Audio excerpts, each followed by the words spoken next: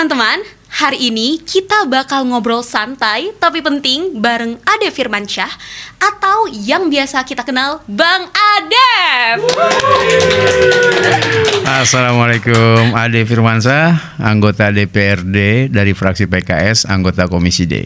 Masya Allah. Assalamualaikum Bang Adef. Waalaikumsalam Fatia. Biar santai kita manggilnya Bang Adef aja kali ya. Siap. Baik. Nah, dari Dapil Cilodong ya. Cilodong dan Tapos. Masya Allah. Kita bakal kupas tuntas soal UHC Depok atau Universal Health Coverage. Kenapa bisa nonaktif? Apa dampaknya buat warga? Dan masih adakah harapan berobat cukup pakai KTP lagi? Stay tune, karena ini bukan cuma soal kebijakan, tapi soal akses kesehatan kita semua. Kita langsung bahas pertanyaan yang udah banyak banget nih pengen ditanyain sama warga Depok. Bahkan aku sendiri ya, sebagai warga Depok ya, tentang UHC ini sendiri. Karena berdampak ya Bang ya, untuk lingkungan, keluarga, dan mungkin teman-teman di sekitar kita. Betul. Oke, untuk pertanyaan pertama nih Bang. Bang, boleh nggak sih dijelasin apa itu UHC? Bedanya sama BPJS dan Bansos itu apa Bang? Karena kan sama-sama kesehatan dan bantuan. Monggo Bang. Baik, jadi saya mau sapa dulu boleh ya? Mangga. Assalamualaikum warahmatullahi wabarakatuh, warga Waalaikumsalam Depok. warahmatullahi Alhamdulillah, wabarakatuh. hari ini kita diskusi ringan ya. Betul. Tapi berkaitan dengan tema UHC yang kemarin tuh sempat ada dinamika. Betul. Sejak 1 Januari 2026 predikat Kota Depok dalam pelayanan kesehatan sudah turun gitu ya. Sudah lagi tidak menjadi predikat UHC.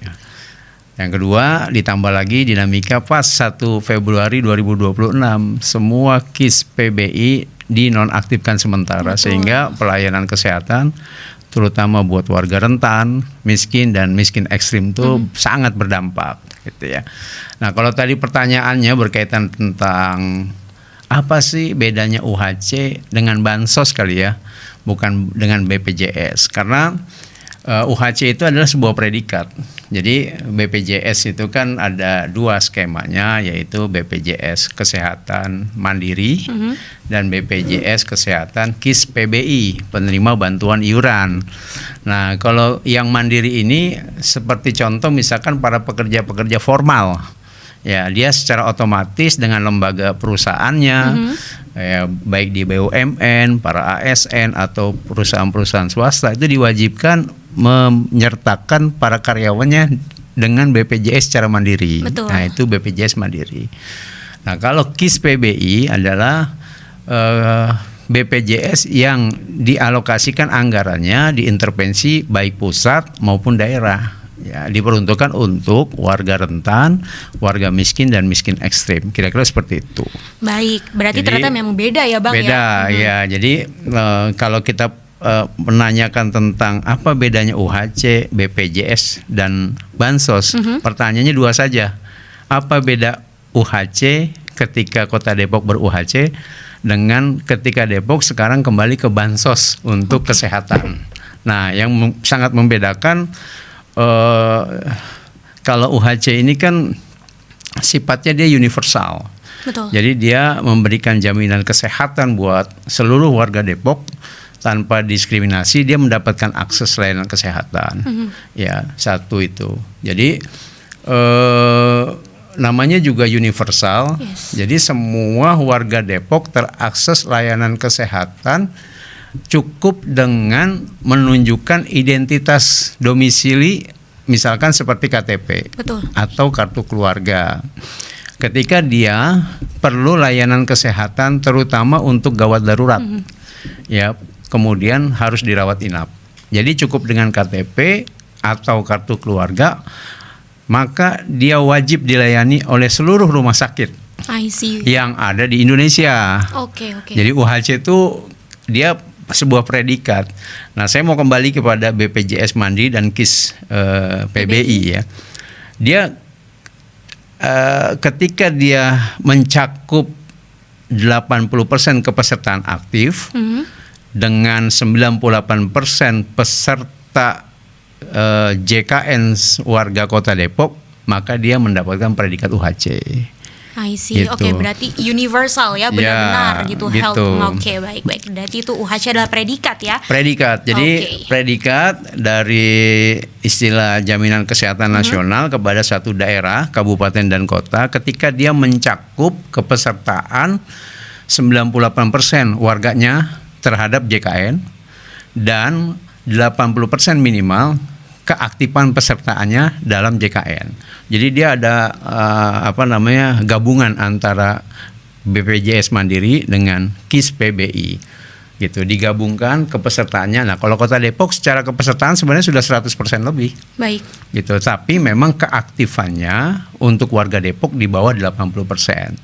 Sehingga Depok tidak lagi mendapatkan predikat UHC ketika di 2026 ini. I see. Gitu. Oke, menarik ya Bang ya. Selanjutnya, Bang Ade, simple saja. Kenapa UHC Depok itu kan tadi gelar ya? Nah, kenapa kita tidak memegang UHC itu di Kota Depok?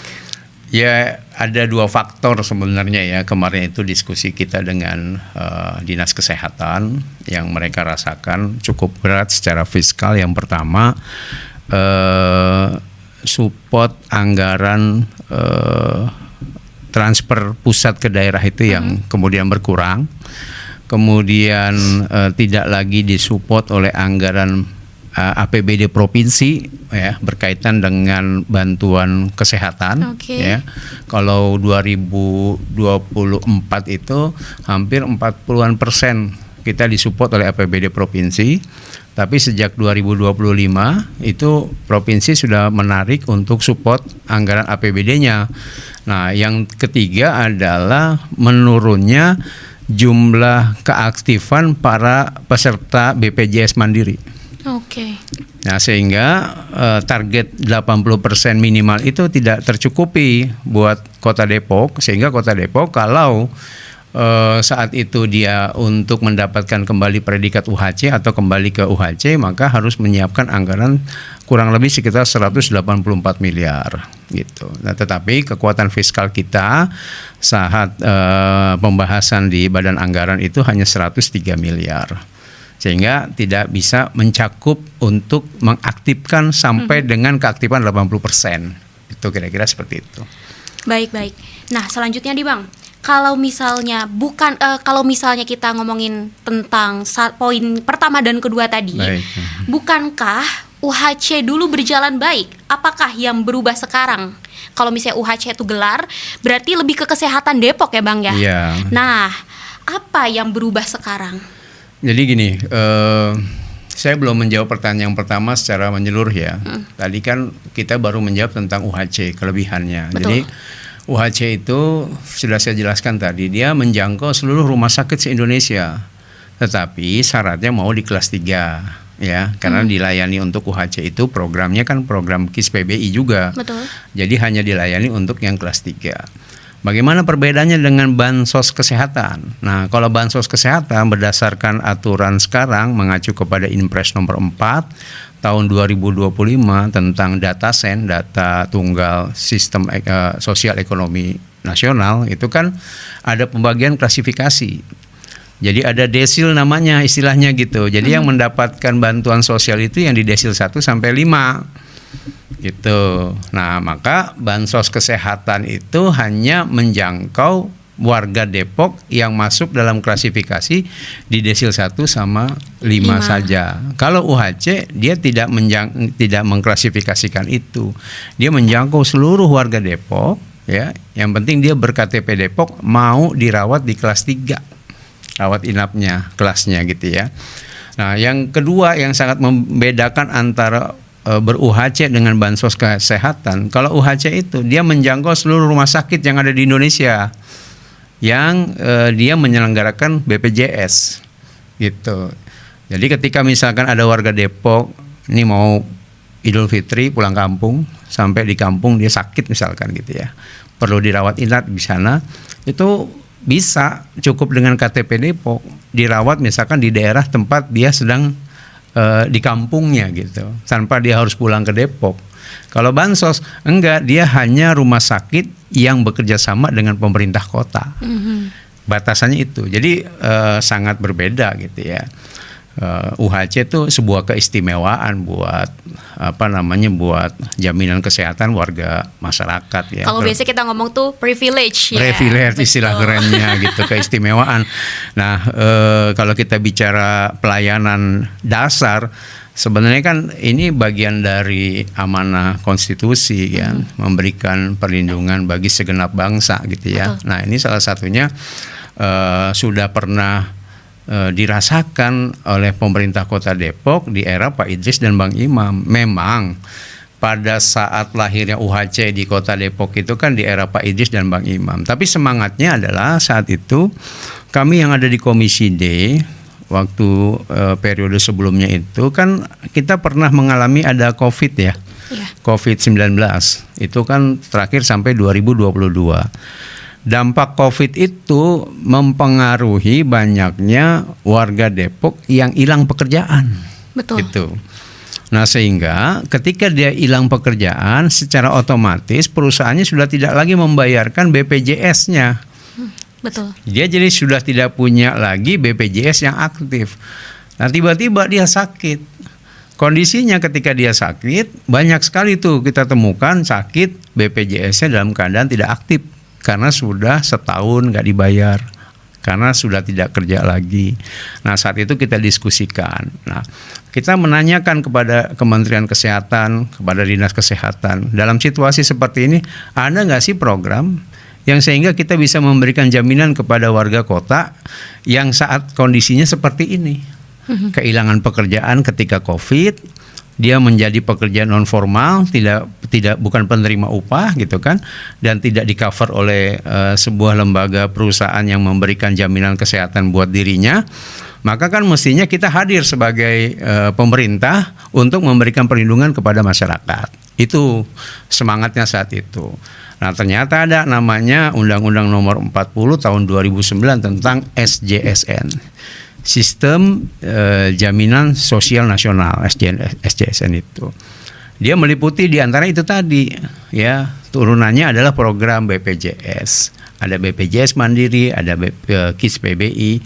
Ketika dia digabung, kepesertaannya hampir bisa, kalau waktu di 2023 kita saat itu launching 1 Desember 2023 ya, kita ber-UHC, itu masih 95% kepesertaan aktif. Nah, sekarang meningkat 98%. Tapi Depok secara faktual warganya sudah ber-JKN 100%. Hanya saja 80% keaktifannya yang berkurang. Ya, sehingga itu yang perlu diintervensi. Nah, ketika kita mau mengintervensi itu, ketika dikalkulasikan dalam proses pembahasan badan anggaran, pemerintah kota hanya menyanggupi mengalokasikan 103 miliar. Tetapi kemudian mengacunya kepada apa? Untuk memberikan jaminan warga Kota Depok dalam jenis bansos aja gitu, bantuan sosial kesehatan. Nah, perbedaannya itu tadi ya. Ketika misalnya kita ber-UHC dengan bansos, tadi saya udah jelasin perbedaannya. Gitu. Sangat jauh. Iya, benar. Gitu. Sangat jauh dan sangat berbeda ya, Bang ya. Iya, gitu. Namanya juga universal, berarti lebih bebas menyeluruh gitu Iya. ya. Health coverage, menutup ya, mengcover kesehatan itu. Jadi aksesnya lebih luas dan lebih fleksibel ya untuk UHC itu. Lebih mudah. Lebih mudah Secara pastinya. administrasi dan memberikan keamanan finansial buat keluarga rentan. Nah, ini kan yang kita upayakan sebenarnya Betul. gitu. Nah, kalau misalkan kita mengacu kepada yang sekarang ya, data sen gitu, desil 1 sampai 5 saja. Terus kemudian kita mengacu kepada parameter terpusat di BPS dan Kementerian Sosial. Banyak sekali warga Depok yang kemudian dia nggak bisa tercover oleh bantuan KIS PBI. Nih, saya ada data kemarin, Kepala Dinas Kesehatan itu menyampaikan pada Jumat ya, tanggal 6 bulan 2 ya, 2026. Jadi ketika diverifikasi total dari jumlah PBPU ini peserta bukan penerima upah namanya. Nah, kalau PPU kan peserta penerima upah. Ya, seperti saya nih anggota dewan nih, saya kan terima upah nih. Tuh, upah saya itu dipotong untuk kepesertaan BPJS saya. betul. Ya, kalau PBPU, peserta bukan penerima upah, dia pekerja non formal yang dia tidak diupah oleh siapapun, dia mengcover dirinya sendiri. Nah, ketika ada verifikasi untuk data faktual pengklasifikasian ke datasen, jumlah PBPU 365.182 jiwa. Nah, tapi terdapat 216.370 peserta, 216.370 peserta yang tidak lagi masuk dalam kelompok desil 1 dan 5. Artinya apa? 216.370 warga Kota Depok tidak lagi tercover KIS PBI kalau syaratnya mengacu kepada datasen di pusat. Gitu. Baik. Apa yang kita bisa lakukan? Gitu. Mestinya kan kita hadir dalam kondisi masyarakat yang dalam kondisi rentan gitu. Betul. Makanya ketika pada saat 1 Februari 2026 KIS PBI dinonaktifkan sementara oleh pemerintah pusat, mengacu kepada Inpres nomor 4 tahun 2025 berkaitan dengan datasen, itu pada menjerit, ya, terutama warga dalam kondisi tidak mampu. Betul. Gitu. Rentan ya itu tadi yang Betul. disebutkan. Baik Bang, selanjutnya kalau anggaran PBI dari pusat berhenti, apakah Pemda sebenarnya tetap bisa mempertahankan UHC lewat APBD itu Bang? Bisa, ini kan kebijakan kepala daerah. Terus kemudian diusulkan untuk disetujui oleh DPRD, ya.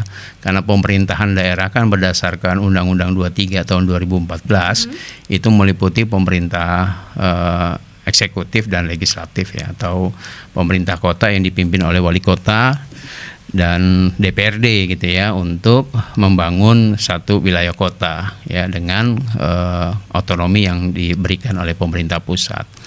Contoh misalkan sekarang ini kan kondisinya sama nih, ya, semua dengan kondisi tidak lagi dapat dukungan provinsi, sama sejauh barat nih untuk urusan jaminan kesehatan, nggak dapat dukungan maksimal semua. Tetapi mereka yang sudah pernah berstatus UHC, contoh misalkan Kota Bogor.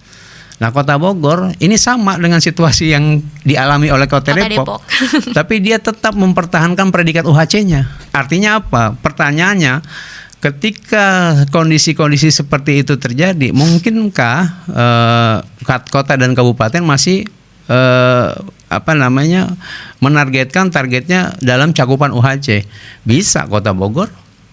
Terus kemudian baru aja kemarin saya ke Kota Bekasi.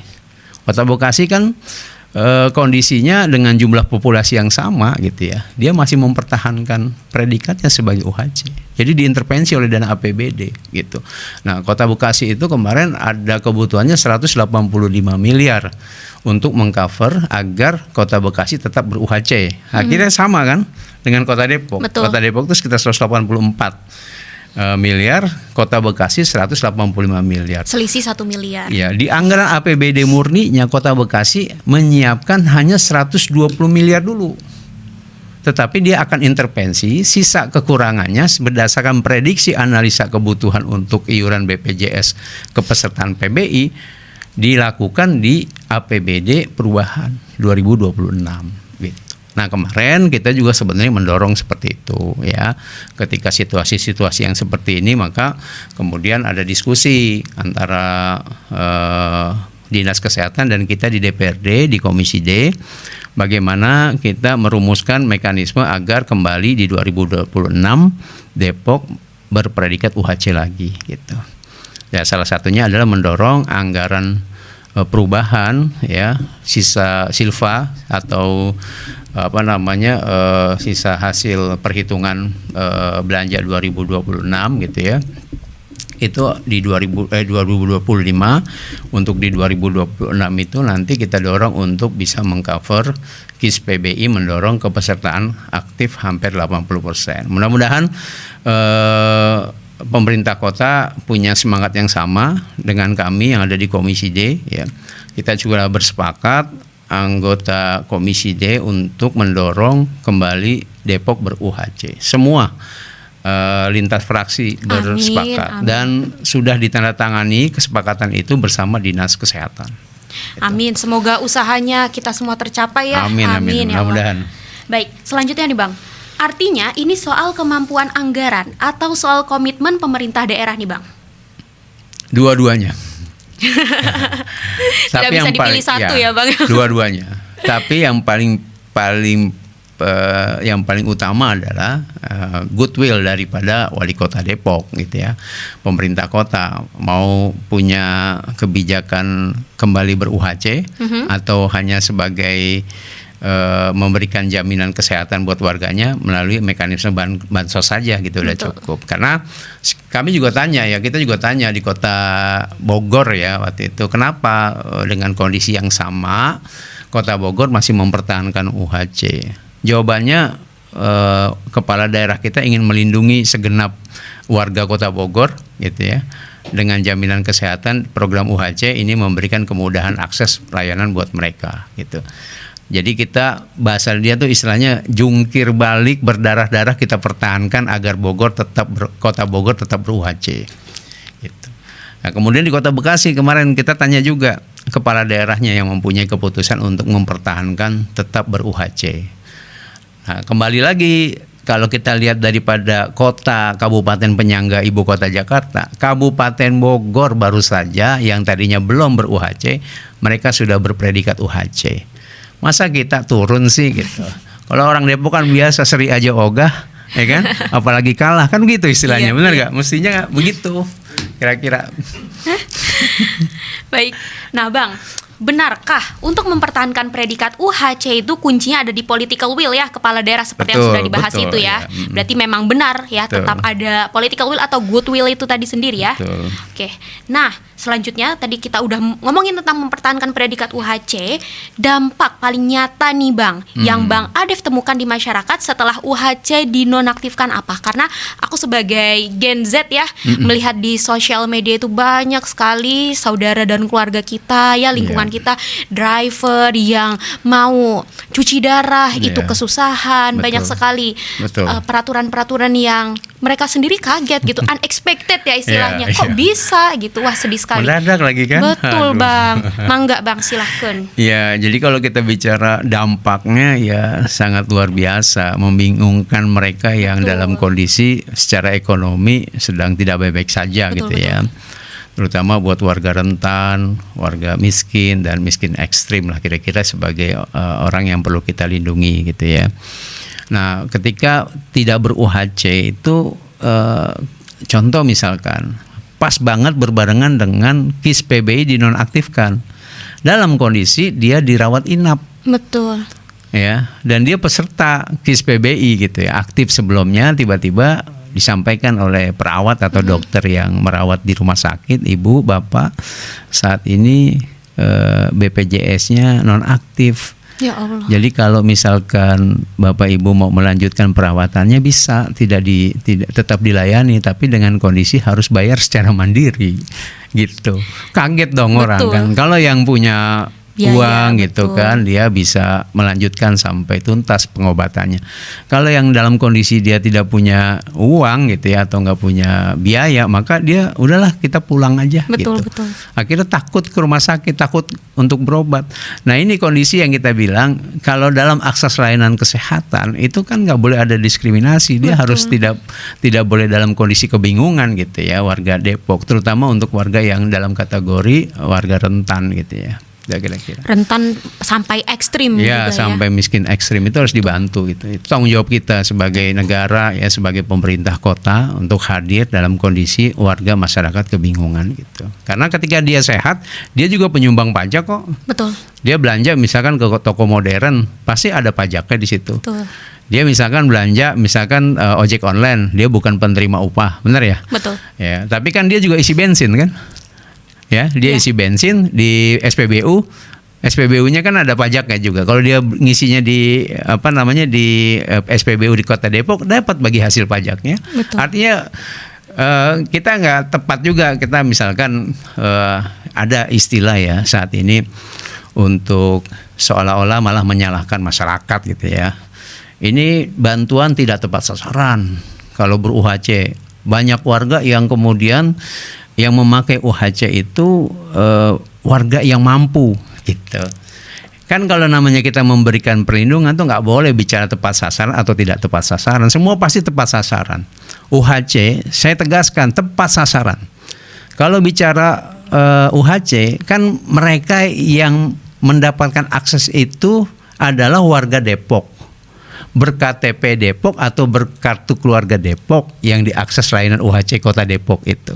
Benar nggak? Betul. Dan dia mau dilayani di kelas 3. Orang yang mau berobat di rumah sakit masuk dalam akses layanan perawatan di kelas 3, pasti dia dalam kondisi minimal, kalaupun dia dalam kondisi mampu, dia dalam kondisi kebingungan. Ini dana yang tersedia dalam tabungan itu terbatas. Betul. Ya kan? Dia nggak punya kecukupan keluasan ekonomi untuk mempertahankan keberlanjutan kehidupannya gitu. Pada saat dia sakit kan pasti nggak produktif. Betul. Nah, kalau kita ber-UHC, ditanganin langsung biayanya oleh program itu, ya. Uang tabungannya masyarakat yang tadi itu, gitu, yang tadi punya akses layanan kita ber-UHC kan dia bisa buat makan selanjutnya ya, ketika orang tuanya, bapaknya yang tulang punggung biasa mencari nafkah, terus kemudian dia sakit, kan di-cover oleh UHC. Betul.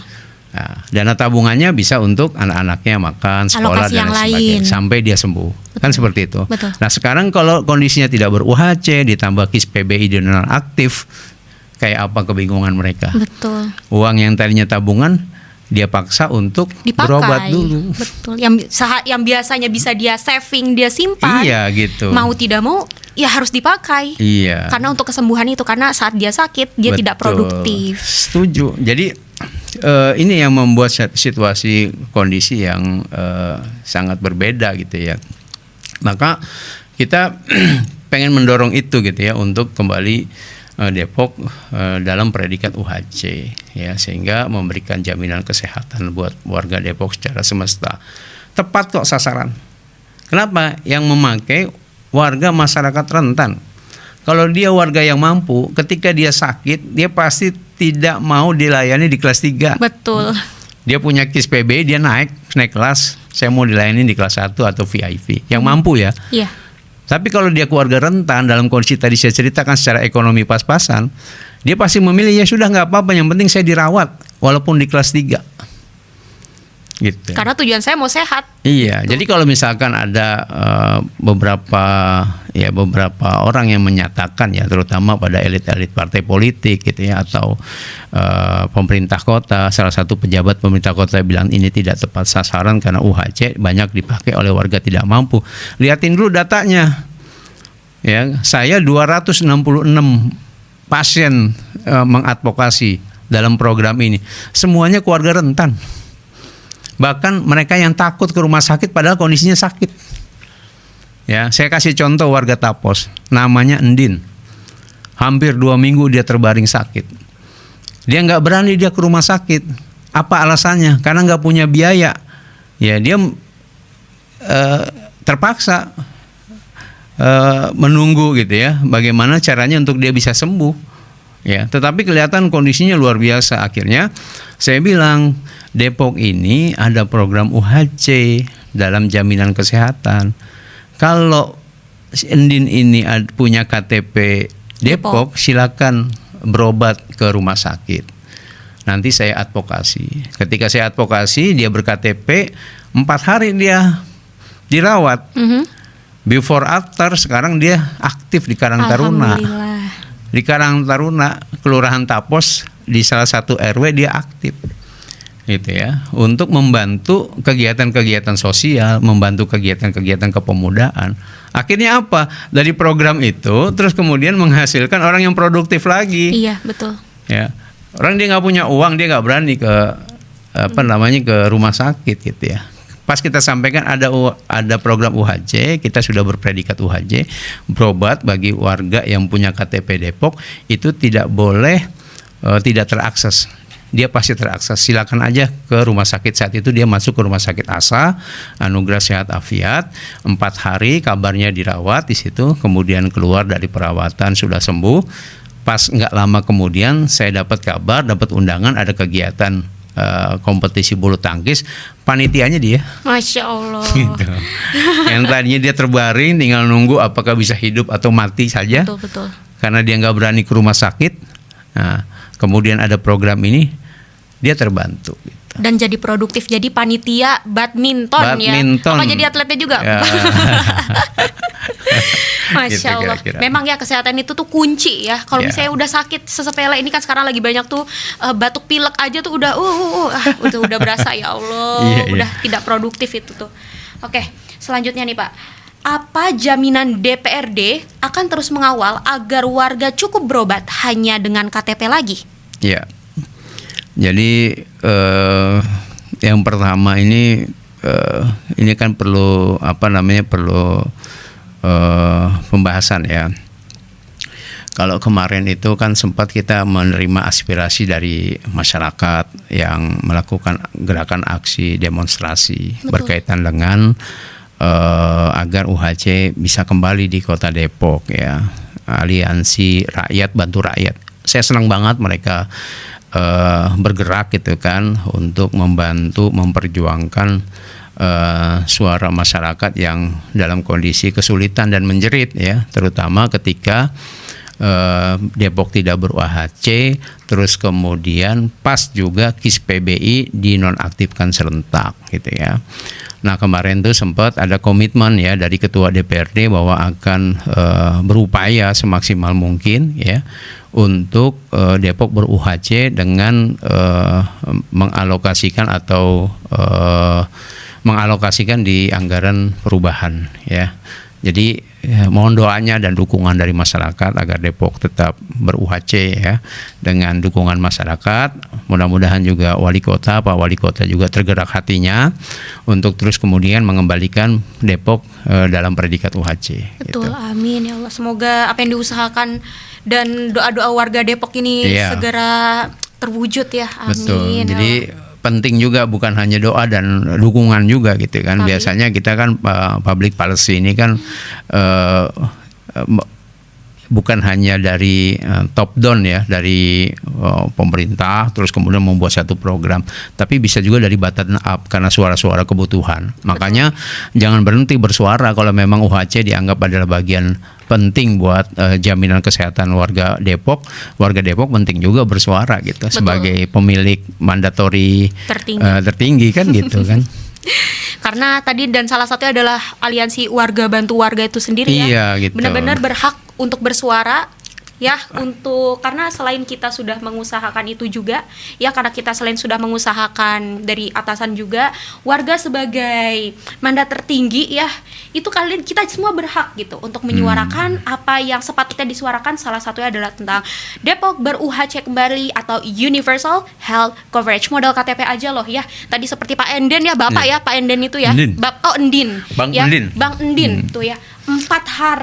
4 hari tergeletak, bahkan menunggu ya Allah ini kalau mukjizat udah sembuh syukur Iya, gitu betul. ya. Terus diajak sama Bang Adef untuk berobat dan alhamdulillah 4 hari jadi panitia badminton ya. Iya. Masya Allah, benar-benar bermanfaat itu, seberfungsi itu Universal Health Coverage itu sendiri.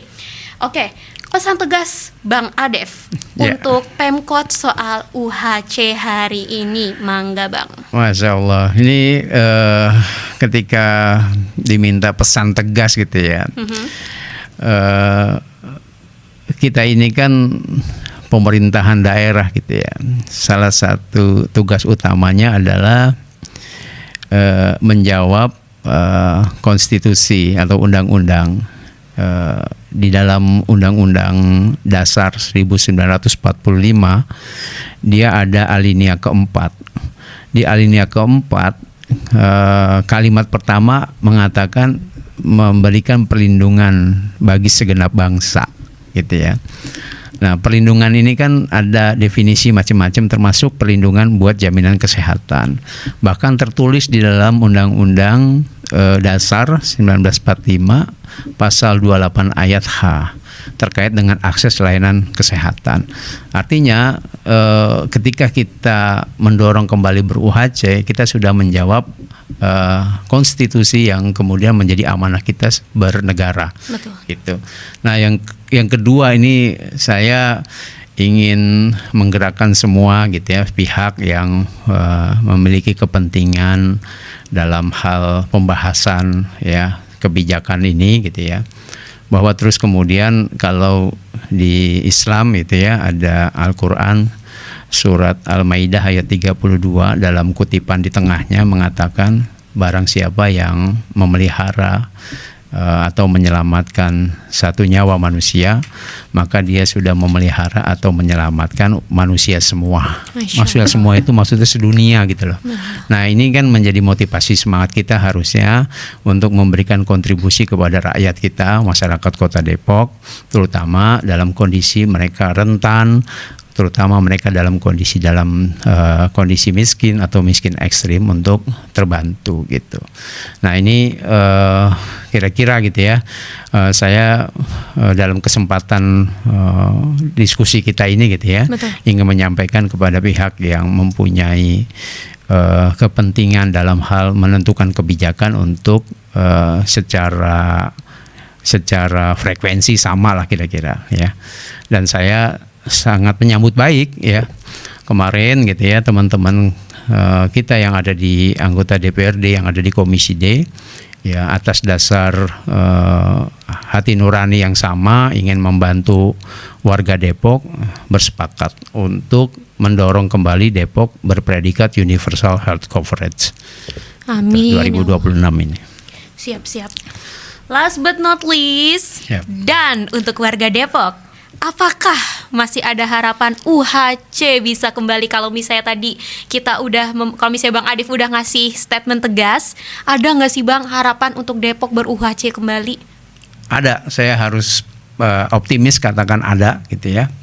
Karena kalau kita lihat contoh dari daerah kota dan kabupaten penyangga ibu kota ya, mereka mempertahankan UHC itu bisa gitu ya.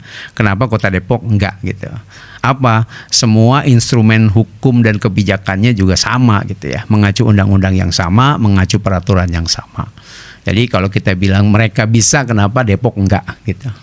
Jadi saya optimis kita akan kembali dalam predikat UHC. Amin ya Allah, semoga harapan kita semuanya, harapan warga Depok semuanya untuk kembali ber-UHC, Universal Health Coverage. Ingat ya teman-teman semua, mungkin ada yang belum mengerti, sebenarnya tuh UHC itu apa sih? Guys, sesimpel kalian nunjukin KTP Depok, you have the service for the health, kalian punya pelayanan ya, kalian berhak dilayani. Betul.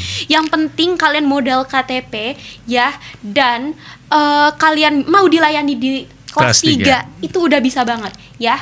Nah, kalau yang mau diaktifkan kembali nih Bang, ya langkah pertama yang harus dilakukan apa Bang? Kalau kita mau diaktifkan kembali. Jadi yang pertama melakukan verifikasi kepada petugas SLRT di kelurahan ya, mengacu kepada data SEN atau keterangan data SEN, data terpadu sosial ekonomi nasional ya. Untuk sekarang memang kita masih mengacu kepada data terpusat ya. Betul. Tapi dalam renja Dinas Kesehatan kemarin saya mengusulkan kepada pemerintah kota, dalam hal ini Dinas Sosial, Dinas Kesehatan dan Baprida. Kita punya Baprida namanya Badan Perencanaan Pembangunan Riset Inovasi Daerah ya, untuk kemudian kita melakukan inovasi kearifan lokal. Karena apa? Kalau kita mengacu kepada data SEN terpusat dengan parameter penerima bantuan, itu warga Depok rata-rata dia masuk kategori di desil 6 sampai 8. Maka banyak warga Depok yang nggak dapat bantuan. Gitu. Ya, jadi banyak yang tercoret termasuk KIS PBI-nya. Nah, sehingga kalau kita melebarkan atau melebarkan jangkauan penerima bantuan dengan desil 6 atau desil 7, nah kita cek nanti kemampuan fiskal kita seperti apa, maka terus kemudian kita akan hadir betul-betul di tengah-tengah masyarakat sebagai orang yang pemerintah yang bisa menyelesaikan persoalan-persoalan sosial, ekonomi dan kesehatan masyarakat. Siap-siap, Masya Allah, ini sebuah insight yang Ya. sangat daging ya, sangat mengisi sekali, apalagi di bulan Ramadan ini. Ya Allah, baik sekali insightnya. Semoga apa yang kita harapkan, warga Depok harapkan, teman-teman semuanya bisa tercapai. Amin, Dan amin. terima kasih Bang Adef sudah Siap. meluangkan waktu dan kesempatannya, padahal Ya, orang sibuk sama-sama. ya. Masya Allah, disempet-sempetin hatur nuhun Bang. Ya, Masya terima Allah. kasih Siap. Fatia. Semoga acara ini bisa mencerahkan lah kira-kira gitu ya. Bisa terus kemudian memberikan informasi dan edukasi kepada masyarakat. Closing statement dulu dong Bang, boleh buat Ya. warga Depok tentang UHC. Baik, karena hari ini temanya adalah tema UHC atau jaminan kesehatan universal health coverage, yaitu jaminan kesehatan buat warga Depok ya, semesta dalam satu populasi daerah tanpa diskriminasi ya, terus kemudian terakses, tidak kesulitan secara administrasi dan finansial gitu ya.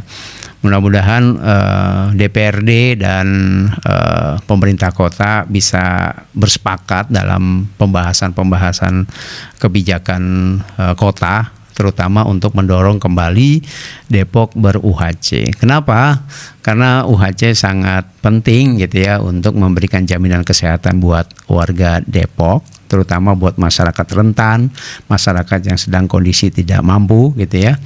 Terus kemudian dia bisa terjangkau layanan kesehatan tanpa diskriminasi, dan kemudian bisa diakses layanan kepada seluruh rumah sakit ketika dia butuh dirawat inap. Siap Bang.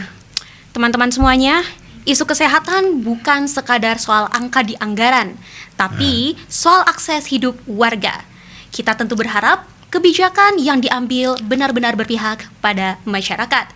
Terima kasih Bang Adef sudah hadir dan menjelaskan kepada publik. Sama-sama. Sampai jumpa di serial podcast selanjutnya di PKS Kota Depok. Samakan persepsi, suarakan aspirasi. Assalamualaikum. Waalaikumsalam.